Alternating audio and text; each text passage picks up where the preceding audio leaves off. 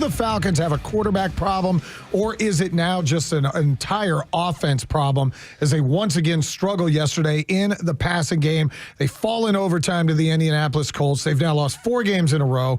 They're staring another sub-500 season in the face. And I don't know about you, but I lose interest week by week. I still watch because I love the team and I love the NFL. But I'm going to tell you, 1 o'clock on Sunday against the Panthers, does that really inspire any type of excitement? The Panthers who kicked your rear ends earlier on this year, 30-0. Do I get excited about that? Not really. No, I don't know how you would. I can't remember the gentleman's name that called in at 404-231-1680 earlier and told us we're going to rattle off 3 wins in a row coming up here with the Saints, Panthers, Saints. Grady? Grady, Thank you, Grady. The Saints, the Panthers, the Saints, and the Jets, 2 of them being on the road. If you're a betting man right now, would you bet that they go undefeated those 3 games? No. What did Justin Fields? He had like 60 yards passing this 6 weekend? of 13 for like 59 He'll yards. have 300 yards passing. 54 yards. 300 yards. Mark it down. Whoa. If that happens. That's what we do to people, though. Did we give up another conference player of the week? Oh, 100%. Yesterday? Jonathan Taylor's going to be the player of the week. Did it again. Don't tell me how good this defense is and that stuff keeps happening, dude. I'm telling you. He's 100% going to be the conference player of the week. Now, Raheem Morris does a really good job, sort of, after games, giving us a lot of information, or not. We have put together, Matt Lear meaning not we, but him, has put together a great montage of Raheem Morris. Look, up in the sky. It's a bird. It's a plane. No, it's find a way, man. We got to find a way to win those games. And we got to find a way to snap out of it and really go. So we got to find a way to get better. You know, obviously, you got to find a way to win every single game. We'll find a way to win this game next week. Got to find a way to move the chains on 3rd down. We got to find a way to win those football games. When you go through it, you got to find ways to get better. You got to find a way to convert those 3rd downs. And we got to find a way to get out of this funk and get it back going down the end of the stretch. And we just got to find a way to get better. You know, so like for us, man, we got to find a way to get them to play better. We got to go find a way to win this football game, whatever that takes. What you wanted to do is you want to find a way to make it better. Our mentality is to find a way to win the next game. That's just the mentality that we're going to have. Well, that's 4 in a row, buddy. That is the greatest. Let's find a way, man. Find a way, man. Do we make shirts that say find a way? No. Hey, Lindsay. It's one of the more frustrating things, and we all know I'll this. get it fixed. Are you uncomfortable with this? No, that's okay. It's all right. It's just Cam, what's up, man?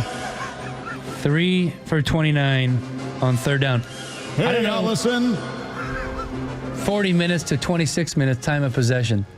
What was it? Last week, the Patriots falconed us, or they out possessioned us. So he called that because we were good at that for a minute. They out Atlanted us. Yeah, they out Atlanted us because they out. So that's 2 weeks in a row you've been out Atlanted in a row. It's actually 4 weeks in a row. Did we ever talk to Vrabel when he was looking to be a head coach? You definitely interviewed. We interviewed him. And we let him. Mike Vrabel, yes. Did they ever say if they offered him or anything? No, they never did. They probably should have. I think there was only one person that got offered, and that's find a way, man. I as a Georgia Tech diehard, I know hacks because there was a hack, the head coach of Georgia Tech for quite some time, initials GC. Jeff Collins? Yeah.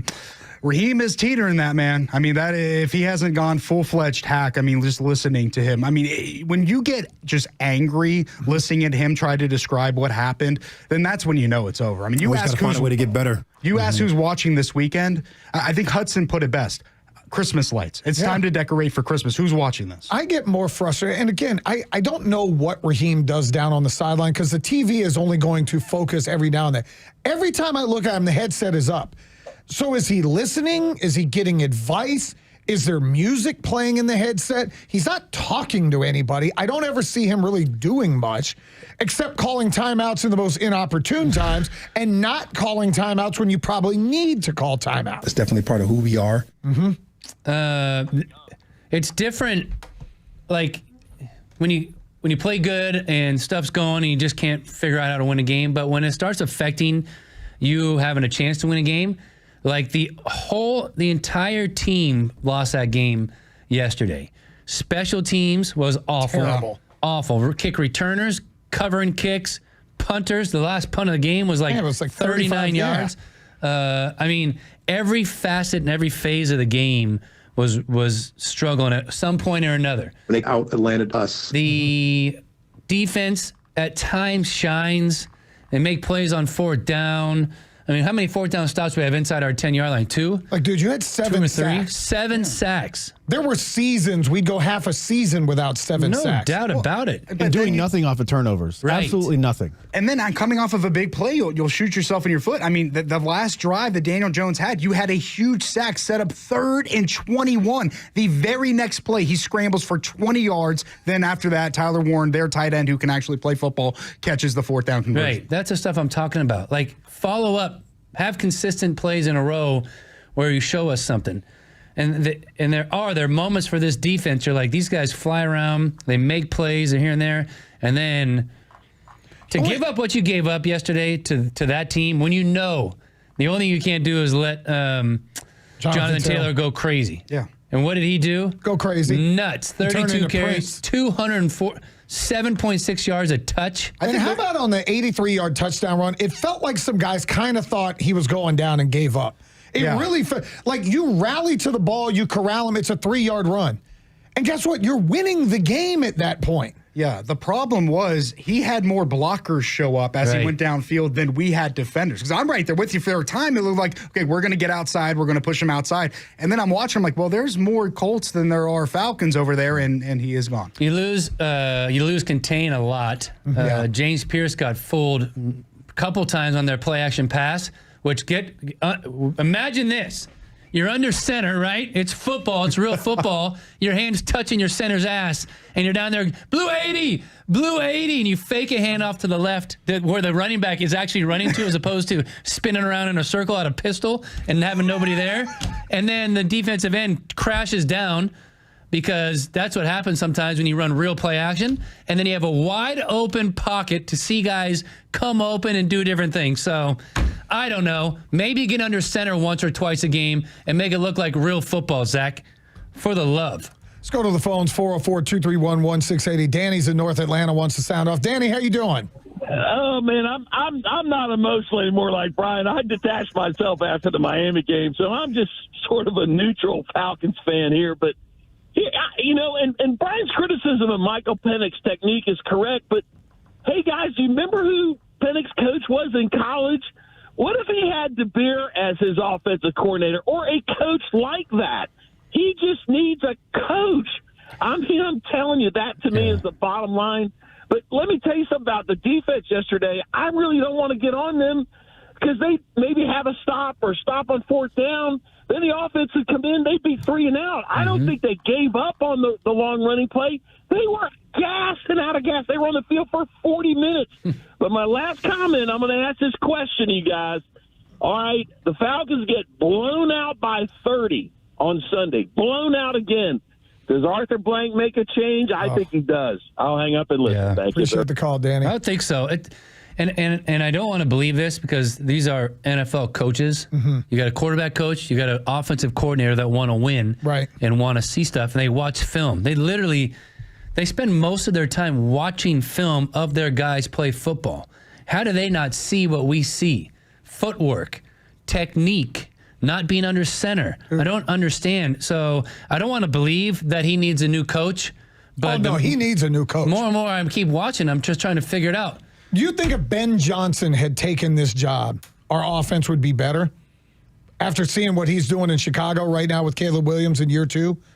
I do. Do you think we'd be a little bit tougher and more disciplined team had Mike Vrabel taken the job instead of Raheem Morris?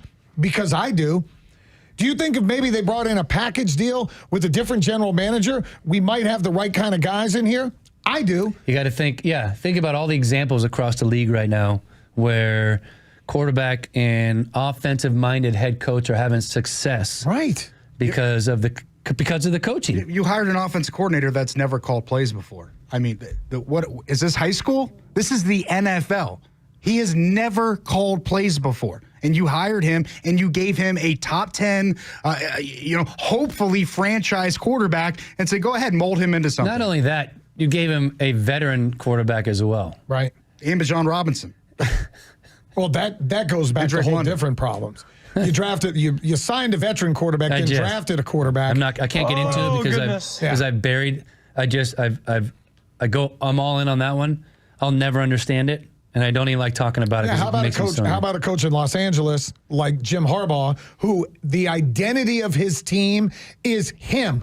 He wants him to be tough. He wants to play defense. He wants to run the ball and make it easy for his quarterback. How about Sean Payton in Denver? Yes. And a young quarterback and a defense that flies around, takes after their coach and Bounty Gate and everything else, wants to kill people. Let's go to Bill in Charleston. He's been holding on, wants to sound off. Bill, what's up? How are you doing this morning? Hey, I'm okay. Sound out off's the right word, though. But, I missed the early part, guys. Of course, Rasheem Moore's game management. But, again, I'm not an NFL quarterback. I think I know ball, but I'm sitting on my couch as it's right before halftime. They're on their side of the 40-yard line or the 50-yard line, about the 38. When it was 2nd and 9, just before the hat, there's 1:03 to go. In my mind, I'm thinking, man, how nice would a penalty be? Maybe driving back a little bit, forcing a punt, we get the ball back. I didn't know a sack was coming. Now it's 3rd and 11 from like their 35, and I'm on my couch screaming, timeout, timeout, timeout. But instead, we wait until it runs down to like 28 seconds. Who's on that sideline? Who doesn't understand? If I can think about this a play ahead of the time on the couch, and you got a whole staff of people over there, I've had it. And again, there might have been some confusion about the coin toss. I couldn't understand when NFL came back. I think we got the call, and if we did get the call and we chose to receive with the new rules, that's grounds for firing right there. I'm done with him. So Thanks, I think, guys. Bill, appreciate the call. I think what happened is the referee wrongly called who was the visiting team to let them flip the coin. That's how it ended up changing. The Colts called they weren't supposed to be the visiting team, which is how it ended up getting overturned. Either way, we got the ball on offense in overtime and did nothing. Zero. Like, shouldn't offense then, you almost go back to your 15 scripted? Like, what are our best 10 plays? We go score a touchdown, we win a game. You end up punting the ball, and you knew once the Colts got the ball, that thing was done. Over. O-V-A. But to his point, not calling that timeout, at the end of the half when you have, you're coaching scared. I will say, if Zach Robinson was my offensive coordinator, which he is, I would be afraid to put the ball back in his hands with any time whatsoever either. And I guess Jesse Bates gets the penalty after the interception, which kind of would have negated, what you would have been able to do. But as a head coach, when you have the lead, you're in a tight ball game, you want to give your team an opportunity to get points going into halftime. No doubt. I said it in a text message to the group. I was like, all right, let's get a stop here, kick a field goal, go up by 4, and next thing you know, you get the ball at halftime and you score a touchdown and you got an 11-point lead. It was 1 minute and 3 seconds left when you sacked that guy on 2nd and 1. It made it 3rd and 11, and you just watched the clock run all the way down to whatever. Yeah, it was like 20 seconds when they snapped. There's a saying, scared money don't make money. That Raheem Morris is scared money. You have to call the timeout there. You have to have confidence in your defense, arguably the best group on your team. Your special team sucks. Your offense ain't very good, so trust your defense to get the ball. 3rd and 11? 3rd and 11, that is build a picket fence at the 10 yards and rally up and tackle. And then somebody remind me why we called timeout at the end of the game? Because you wanted to get the ball back with 25 seconds. Oh, my God. Because Michael Badgley... Which you should have done in the first half, at the end of the first half. With over a minute you would have had left. Michael Badgley had already missed a field goal and missed an extra point. Yet you gave him time to sit and think about it. Let's talk to Kevin in Lawrenceville. He wants to sound off. Kevin, how are you doing? I'm doing great, guys. Doing great. Well, what I'm not going to do is what that previous caller just did. I'm not going to get emotional about it because the Falcons don't deserve my emotion. They don't deserve it. I know, Finn, you played for them, and I know it's a different level for you, and I get that. But for the general Atlanta person, like myself, I'm just not going to give the Falcons my emotions. I'll watch them if I feel like it, but basically I understand that they're dysfunctional. They just are. Getting back to special teams, that was disaster.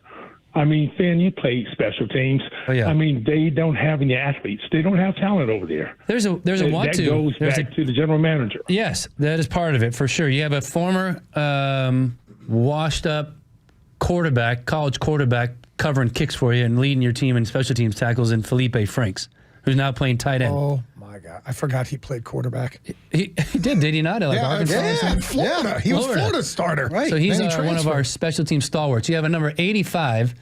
You got his name earlier. I don't remember Quentin Torrentino. And he has one job to do on the kickoff coverage is not to lose contain.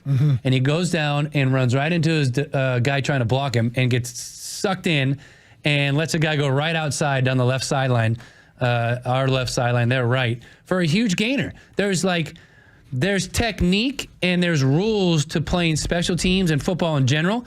And to you guys' point, maybe the coaching isn't where it's supposed to be because it's not getting through to these kids. Where's Keith Armstrong? Because I know when he coached our special teams, he was yelling, he was screaming, and guys were doing their job. You let Amir Abdullah, who's 114, have a 49-yard kick return, and a guy named Ashton Dullen, I don't know who the hell he is, with a 50-yard kick return. That's insane, Those are dude. field flippers in a league right now that doesn't want you returning kicks.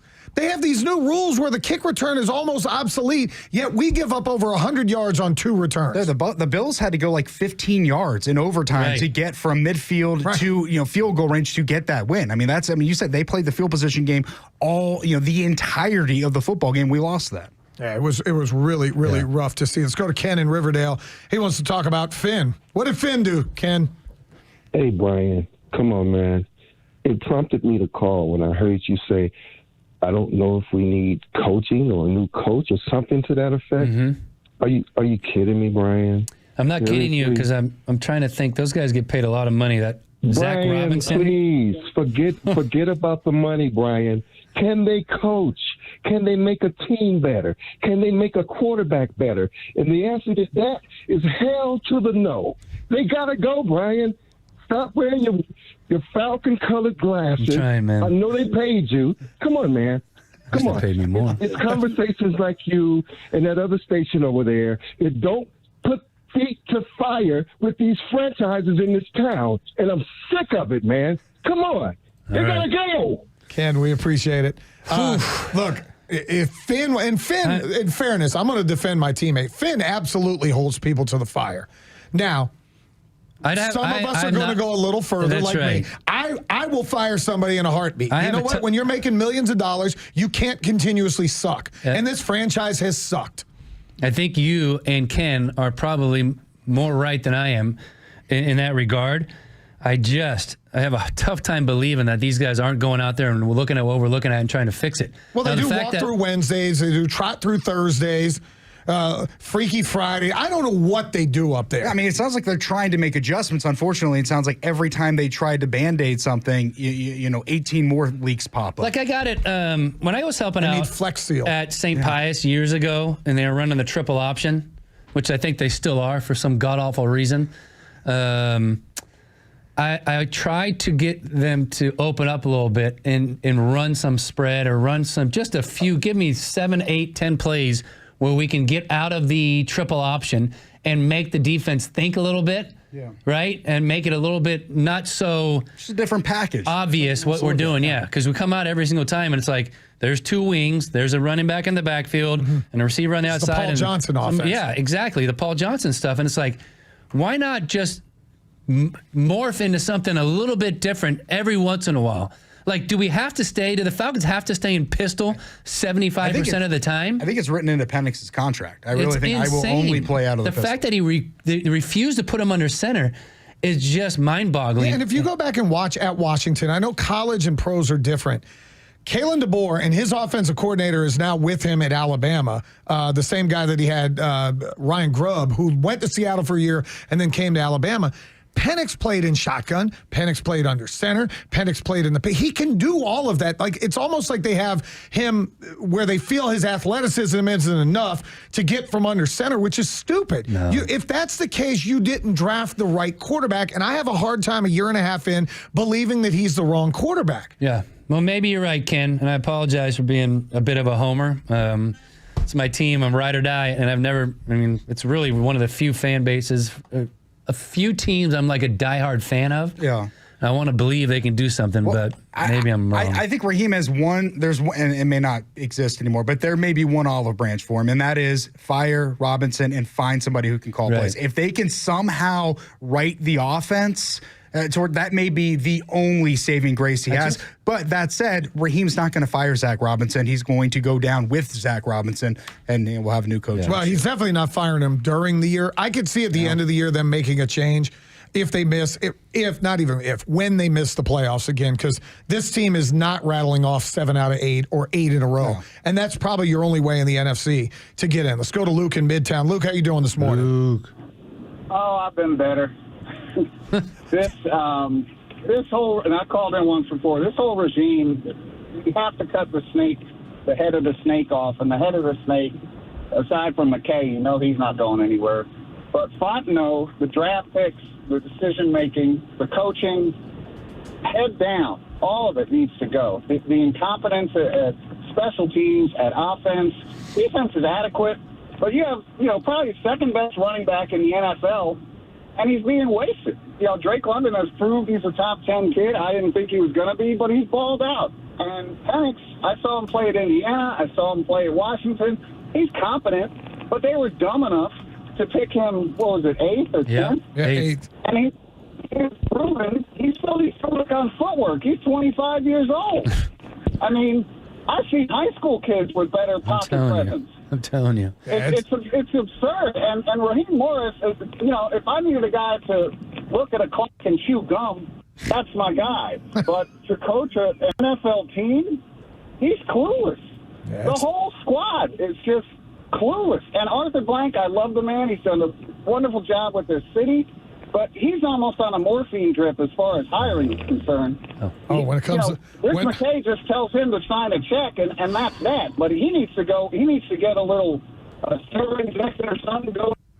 Appreciate the call. That's the hard part is I don't know if Arthur wants to go through another coaching search. Think about what the last one was. Think about the sound bites we played from the press conference. It's not a crapshoot. When that was one question. It's absolutely not a crapshoot. When our general manager wasn't even there. Terry actually is here.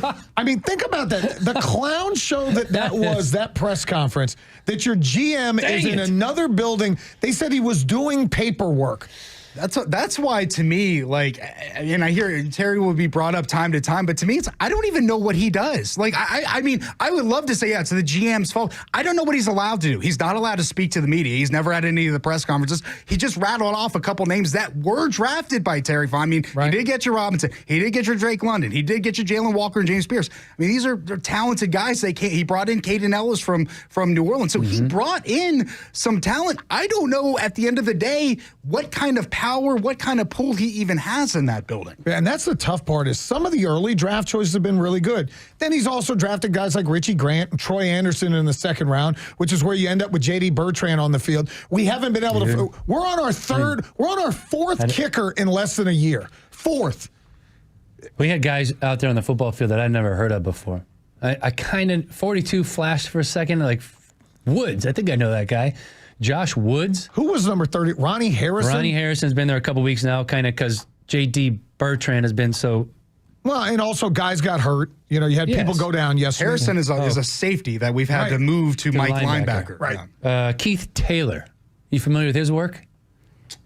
He was wearing number 32 yesterday and played a lot of cornerback because we had Not real familiar with him.